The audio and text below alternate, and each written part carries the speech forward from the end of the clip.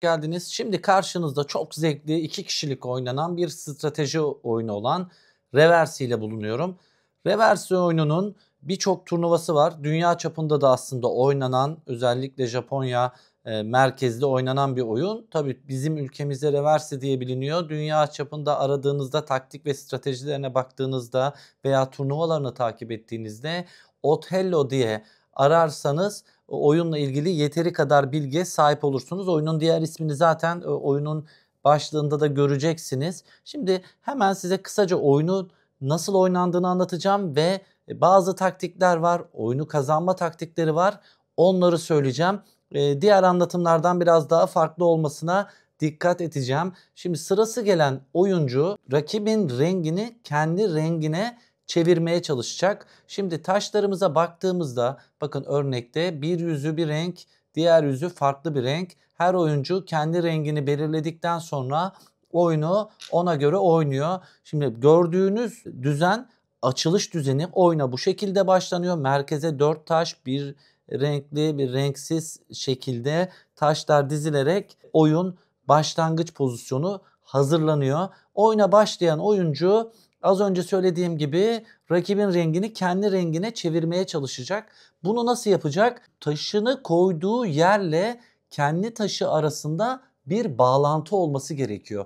Bu bize ne diyor? O yüzden kendi taşımızı rastgele herhangi bir oyun zemin alanına bırakamıyoruz. Mutlaka koyduğumuz yerde bir bağlantı olması lazım ve araya rakibin taşını almamız gerekiyor. Yani ben bu taşı buraya koyamıyorum. Niye? Çünkü kendi taşıyla bir bağlantı yok ve arada herhangi bir taşı çeviremiyor. Yani mutlaka da taşımızı koyduğumuzda rakip rengini dönüştürmemiz gerekiyor. Peki hamle yapacağız ama herhangi bir taş çevirme imkanımız yok. O zaman ne yapacağız diyorsanız o zaman da pas diyoruz.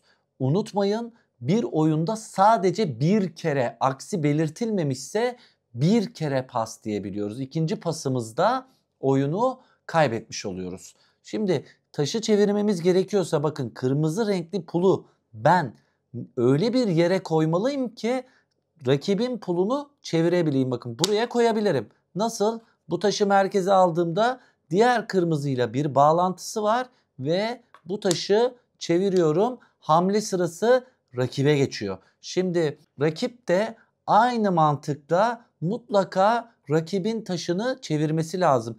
Yana koyabilir. Bakın bağlantı var, çevirir.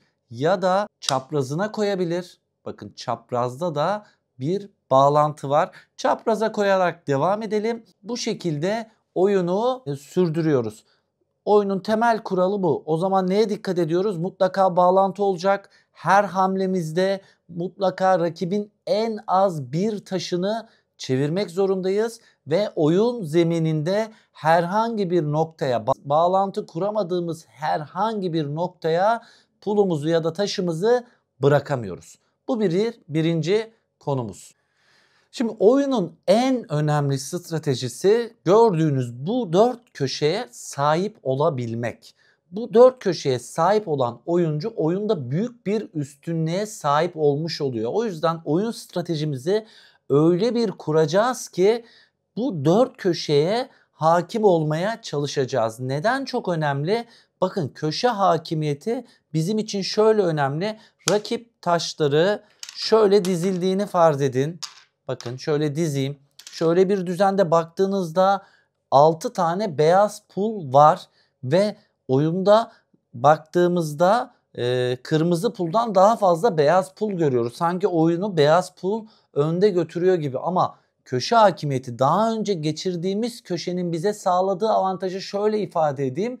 Bakın bu köşeye koyduğumuzda artık ikisi arasında bir bağlantı oluşuyor ve rakibin bütün pullarını çevirebilir.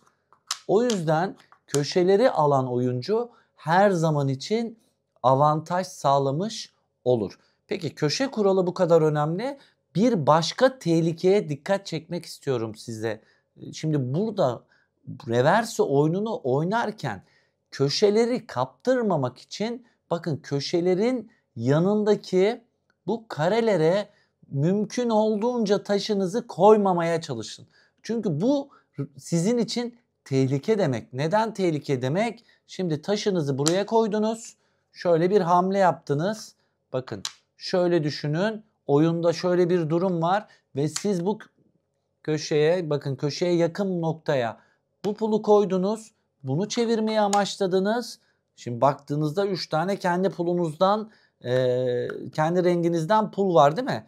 Güzel, 3 taş kazanmış gibi oldunuz. Bir taşı çevirerek 3 taşa dönüştünüz. Ancak ne oldu? Taşınızı buraya koymak sizin bir başka merkezi kaybetmenize neden olabilir. Oyunda nadir bir durumdur ancak bazen tüm taşlarınızı kaybedeceğiniz noktaya gelebilirsiniz.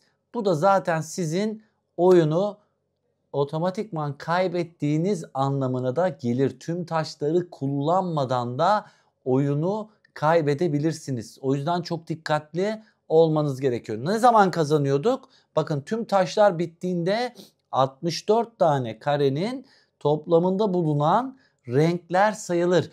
En fazla rengi olan, en fazla renginden pulu zeminde tutan oyuncu oyunu kazanıyordu. O yüzden bakın köşelere dikkat ediyoruz. Köşeleri almaya çalışıyoruz ve köşelerin etrafındaki bakın bu 3 kareye mümkün olduğunca iyi bir strateji kurmamışsak taşımızı ne yapıyoruz? Yerleştirmemeye çalışıyoruz. Bu çok önemli bir husus bizim için. Diğer bir noktaya geleceğim çocuklar. Köşeler kadar bakın bu kenarlar da önemli. Aynı işlevi görmese de oyunun aslında üstünlük bölümü, bakın bu dış çerçeve. Burada alacağınız, kenardan alacağınız her yer, her nokta size oyunda bir üstünlük sağlayabilir. O yüzden taş yöneliminizi köşelere alamazsanız da öncelikle kenarları almaya yönelik yapmamız gerekiyor. Birinci hedefimiz ne yapmak zorundayız? Bakın birinci hedefimiz kenarları. Ama aynı zamanda o oyun stratejini belirlerken de köşeleri ben nasıl ele geçiririm?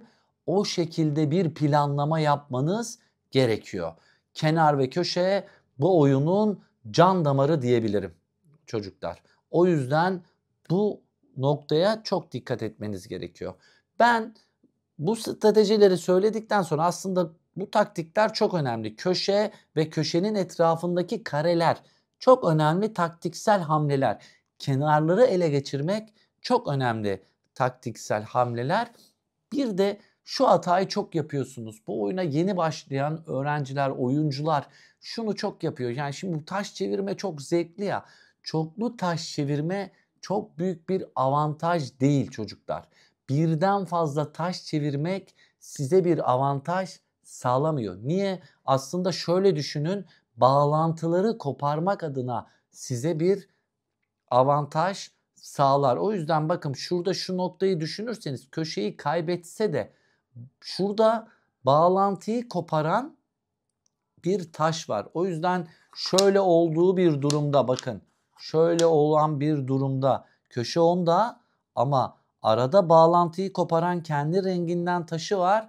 Köşeyi kaybetse bile burada sadece 3 taşı kaybedecek. O yüzden birden fazla taşı çevirme noktasında lütfen çok iştahlı olmayın. Buna çok dikkat edin. Reversi oyununda. Şimdi oyun, hamle, strateji belirlerken rakibin hamle yapmamasını da öngörmeye çalışın. Şimdi strateji diyoruz ya, düşünerek oynayın. Satranç kadar derinlemesine düşüneceğiniz bir oyun olmasa da Uzak Doğu'da oynanan ve strateji gerektiren bir oyun olduğu için düşünmeden oynamayın. Çok acele etmeyin. Tabii ki turnuva kurallarını da böyle ihlal edecek kadar uzun düşünce durumlarına da girmeyin. Ama hızlı ve mantıklı düşünerek oyunda nasıl üstünlük sağlarım onu hedeflemeye çalışın. Birden fazla hamle. Bir hamle yaptığınızda birkaç hamle ötesini de mutlaka görmeye çalışın. Bu çok önemli. Buna çok dikkat edin çocuklar. Evet, toparlayacak olursak reverse oyunda demek ki boş hamle yapmıyorduk. Mutlaka bakın buralara koyduğumuzda bir işlevi yoktu. Ne yapmamız gerekiyordu? Bağlantı kurmamız gerekiyordu. Ben taşı buraya koyabilir miyim? Koyarım. Niye? Bakın gördüğünüz gibi bir çapraz bağlantı var. Bunu çeviririm. Demek ki birinci kuralımız taşımızı öyle bir noktaya yerleştireceğiz ki rakip pulu çevirmek zorundayız. Rakip pulunu çeviremiyorsak pas geçiyoruz. Hatırlayın, bir oyunda en fazla kaç kere pas diyebiliyorduk? Bir kere. Eğer 2 kere pas dersek oyunu kaybettik. Tüm pullar bittikten sonra ne yapıyorduk? Zeminde kimin renginden pul daha fazlaysa oyunu o kazanıyordu. Şimdi oyun hep kazanmaya, öğrenciler, oyuncular hep kazanmaya yönelik odaklı hareket ediyor. Tabii ki oyun oynarken amacımız ne? Oyunu kazanmak. Ancak hızlı hareket edersek, düşünmeden hareket edersek oyunu kaybederiz. Bir de reverse oyununda öğrencilerime de en çok söylediğim söz, erken sevinmeyin. Oyunun kazananı son ana kadar belli olmayabilir. Son taşı kimin çevireceği, en son taş kaç tane taşı çevireceğin, kaç tane pulu çevireceğin oyunda belirleyici olabilir. O yüzden buna da çok dikkat ediyoruz. Neydi? Hatırlayalım. Köşeler, kenarlar çok önemli. Birden fazla pulu çevirme noktasında hevesli olmuyorduk ve boş hamle yapmıyorduk. Bunlara dikkat ettikten sonra oyunu kazanmanız hiç de zor değil. Videoyu beğendiyseniz ve bu tarz içeriklerin devam etmesini istiyorsanız lütfen kanalıma abone olun.